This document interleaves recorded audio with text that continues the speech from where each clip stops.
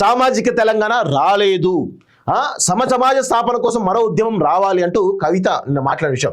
రైతు బంధు కింద ఎకరం ఉంటే 10,000, 10 ఎకరాలు ఉంటే 1,00,000 ఇచ్చడం, 10 ఏళ్లలో భూమి లేని కార్మికులకు ఏమీ చేయలేకపోయినామని చెప్పేసి చాలా స్పష్టంగా చెప్పింది.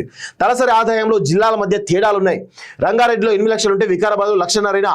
ఇంత వ్యత్యాసం ఉండడం ప్రమాదకరమని వ్యాఖ్య. మే 20 నాటి సమ్మెకు సంపూర్ణ మద్దతు ఇస్తున్నట్టు ప్రకటన అంటూ చూస్తాం.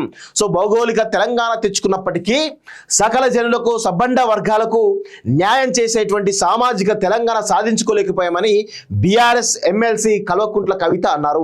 ఎవరిని పడితే వారిని ఎత్తుకెళ్లి కాల్ చంపే అత్యంత క్రూరమైన ఇటలీ నియంత ముస్సోలిని, జర్మనీ నియంత హిట్లర్ మీద పోరాడినట్టే రేపటి తెలంగాణలో సమాజ స్థాపన కోసం ఉద్యమం రావాల్సిన అవసరం ఉందని చెప్పేసి కూడా తెలుస్తూ ఉంది. ఇక్కడ విషయం ఏంటి అంటే చాలా స్పష్టంగా అత్యంత క్రూరమైన, ఎవరిని పడితే వారిని ఎత్తికెళ్లి కాల్ చంపేటువంటి అత్యంత క్రూరమైన ఇటలీ అంత ముస్సోలిని, జర్మనీ అంత హిట్లర్ మీద పోరాడినట్టే ఈరోజు అవి ఎవరి గురించి మాట్లాడుతూ ఉన్నారు? ఎవరిని పడితే వాళ్ళను తీసుకుపోయి కాల్ చంపేటువంటి సంస్కృతి ఎవరిది? గతంలో కేసీఆర్ పాలనలో జరిగినాయి. మాలాంటి అనేక మంది జర్నలిస్టులను కావచ్చు, మాలాంటి అనేక మంది ప్రశ్నించే గొంతుకులను అందరినీ కూడా ఈరోజు పెద్ద ఎత్తున తీసుకుపోయి హింసించినటువంటి చిత్రహింసలు పెట్టినటువంటి సంఘటనలు చాలా ఉన్నాయి.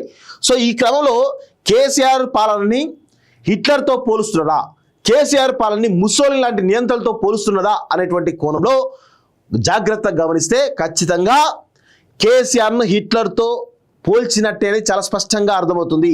కేసీఆర్ను ముస్సోలినితో పోల్చినట్టే అనేది చాలా స్పష్టంగా అర్థమవుతోంది. సో ఇది కవితకు సంబంధించినటువంటి అంశం. సో ఆమె అడుగులు ఎటువైపు ఉంటుంది? సొంత బీఆర్ఎస్ పార్టీ పైనే, సొంత కుటుంబం పైనే, ముఖ్యంగా సొంత తండ్రి పైనే ఈరోజు అనేక రకాలైనటువంటి గత 10 ఏళ్ల పాలనలో కేసీఆర్ సామాజిక తెలంగాణ తీసుకురావడంలో ఫెయిల్ అయిపోయాడు. భౌగోళిక తెలంగాణ మాత్రమే సాధించుకున్నాం కానీ అసలైనటువంటి సామాజిక తెలంగాణ సాధించుకోలేకపోయామని చెప్పేసి పరోక్షంగా కేసీఆర్ పాలనపైనే ఈరోజు పెద్ద ఎత్తున విమర్శలు చేసినట్టుగా చాలా స్పష్టంగా అర్థమవుతోంది.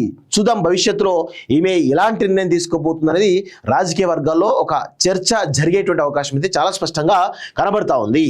విదేశాల్లో ఉన్నత విద్యను చదువుకోవాలని అనుకుంటున్నారా? అయితే వెంటనే ఫ్లైగ్రాడ్ ఓవర్సీస్ ఎడ్యుకేషన్ కన్సల్టెన్సీని సంప్రదించండి. మీ విదేశీ కలలను సాకారం చేసుకోండి.